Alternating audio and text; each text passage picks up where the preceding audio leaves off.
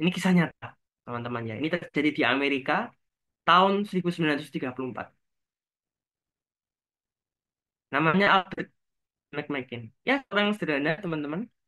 Ia adalah pekerja upahan di pertanian. Jadi ia baru saja menerima Tuhan Yesus Kristus.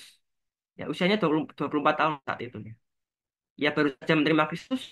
Nah, ia punya semangat yang membara ya untuk membawa jiwa-jiwa teman-teman.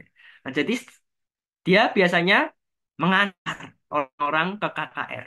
Jadi dengan truknya ia mengantar orang-orang ke KKR. Ya, luar biasa ya semangat teman-teman. Nah, tapi ia ingat ada anak majikannya yang belum menerima Yesus. Ya, dia ingat seorang anak laki-laki itu. Usianya anak laki-laki itu sekitar 16 tahun. Ya, terpaut 8 tahun ya dari dia ya. Laki ini belum menerima Kristus. Ya, dia kasihan. Nah, dari hari ke hari ia membujuknya. Ya. Nah, tapi anak laki-laki ini memang nggak mau ya. Anak laki-laki ini suka main golf, ya kan, suka cewek gitu ya. Jadi gonta-ganti pacar. Dia nggak tertarik dengan hal yang ini. Seperti itu. Jadi dari hari ke hari Albert ini mengajak anak laki-laki itu untuk ikut akad. Tapi nggak mau terus. Nah, kemudian Albert ini memutar otak. Gimana caranya? Jadi dia dengan berdoa, akhirnya dapat cara. Ya, setelah dia berdoa, akhirnya dapat cara. Nah, kemudian akhirnya ia berkata ke anak laki-laki ini, ayo, aku minta tolong kamu untuk menyetir mobil ini, ya kan?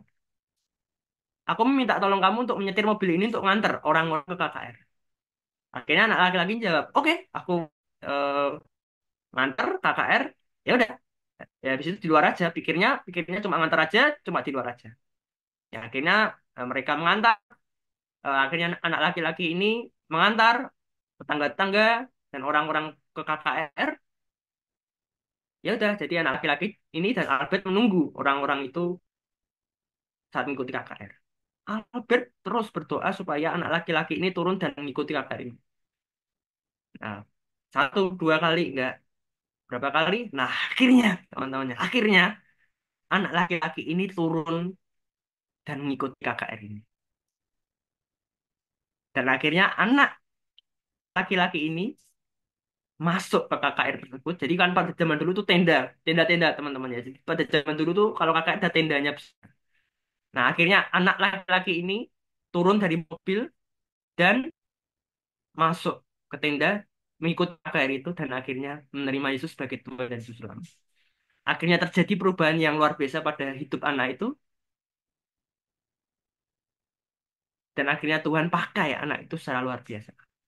Nah, teman-teman tahu siapa anak laki-laki yang diajak oleh Albert McMakin ini, teman-teman, ke KKR? Bisa di next, Mas. Ya, jadi anak yang diajak Albert McMakin ini adalah Billy Graham, teman-teman ya. Jadi Billy Graham adalah penginjil. Jadi Billy Graham adalah penginjil terkenal, penginjil yang paling berpengaruh di abad ke-20.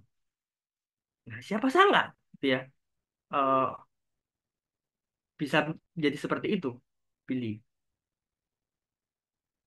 Nah, bayangkan gitu ya. Bayangkan kalau misalnya Albert gak mau, nolak. Ya. Enggak, Tuhan, yang lain saja. Tapi Albert ini memiliki hati yang berbelas kasihan kepada Billy ini. Akhirnya ya terus menerus mengajaknya. Akhirnya ya akhirnya membawa Billy kepada Tuhan. Sehingga Billy dipakai Tuhan secara luar biasa menjadi penginjil seluruh dunia. Ya mungkin dari kisah ini ya, teman-teman ya, kita mungkin tidak bisa ya, kita mungkin tidak bisa menjadi seperti Billy Graham. Nah, tetapi kita bisa menjadi seperti Albert McMakin. Kita bisa mengajak teman-teman kita kepada Kristus. Kita bisa mengajak orang-orang kita kepada Kristus. Nah, jadi ada dua pelajaran yang saya petik, teman-teman. dari kisah Albert McMakin ini. Nah, yang pertama adalah semangat yang pantang menyerah dalam menyelamatkan jiwa. Kita bisa melihat teman-teman ya, diajak terus nggak mau diajak satu nggak dua kali, berkali-kali, akhirnya mau, ya, akhirnya mau teman-teman, akhirnya pilih mau mengikuti kakaknya. Dan juga dalam hidup kita, mungkin kita punya murid-murid yang sulit untuk diajak gereja. Mungkin kita punya murid-murid yang susah dinasihati, nggak mau ikut persekutuan, nggak mau ikut pemuritan, nggak mau ikut KTB. Nah, tapi kita nggak akan pernah tahu depannya seperti apa. Itu ya. Dan pelajaran yang kedua adalah kita tidak akan pernah tahu nasib orang yang kita injili. Ya, jadi yang kedua adalah kita tidak akan pernah tahu nasib orang yang, nah, bisa jadi orang-orang yang sulit kita injili gitu ya, yang menolak terus, yang nggak mau diajak gereja, nggak mau diajak persekutuan. Siapa tahu menjadi penginjil yang besar, bisa menjadi terkenal, pendeta yang besar. Ya, atau bisa jadi ya cuma jadi orang biasa. Gitu. Nah, yang penting kita sudah melakukan tugas kita untuk memberitakan Injil kepada mereka.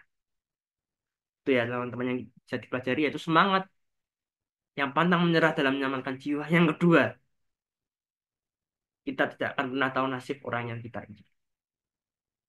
Nah, tadi eh, Bapak pembicara tadi sudah mengatakan bahwa setiap orang Kristen itu harus menginjili.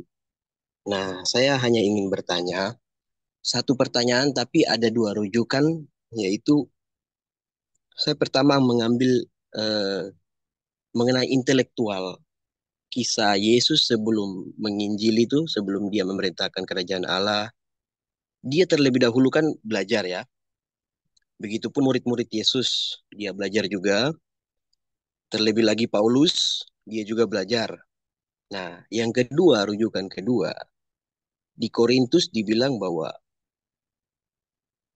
Tuhan itu memberikan karunia yang berbeda-beda. Ada yang menginjili, ada yang mengembalakan, ada yang mengajar. Nah, dari dua rujukan ini, saya ingin bertanya, apakah semua orang Kristen itu mempunyai kapasitas yang sama untuk menginjili? Kira-kira itu saja pertanyaannya. Terima kasih. Ya, saya jawab ya. Suara saya terdengar? Nuh. Ya, lanjut. Ya, seperti yang saya jelaskan tadi ya, bahwa memberitakan Injil adalah panggilan untuk setiap umat Kristen ya. Itu semuanya kena semua trigger ya. Jadi tidak ada alasan untuk menolak karena itu ayat-ayat referensinya mendukung. Nah, sekarang pertanyaannya, apakah semua memiliki kapasitas yang sama menginjil? Nah, kalau kapasitas, kapasitas kan berkaitan dengan eh, tingkatan kemampuan. Nah, kalau ditanya kapasitas, berarti setiap orang punya kapasitas yang berbeda dalam memberitakan Injil. Yang sudah berpengalaman dalam memberitakan Injil, ya. Tapi ada yang baru saja mulai belajar. Nah, jadi setiap orang itu punya kapasitas yang berbeda-beda, tapi tujuannya sama untuk memberitakan Injil. Itu ya. Jadi setiap orang eh, tujuannya sama, setiap orang itu tujuannya sama untuk memberitakan Injil, tapi kapasitasnya berbeda-beda. Ya, tergantung pengalaman yang dimilikinya. Ada yang sudah berpengalaman, ada yang baru belajar, ya, ada yang baru mulai. Kira-kira seperti itu. Apakah sudah menjawab?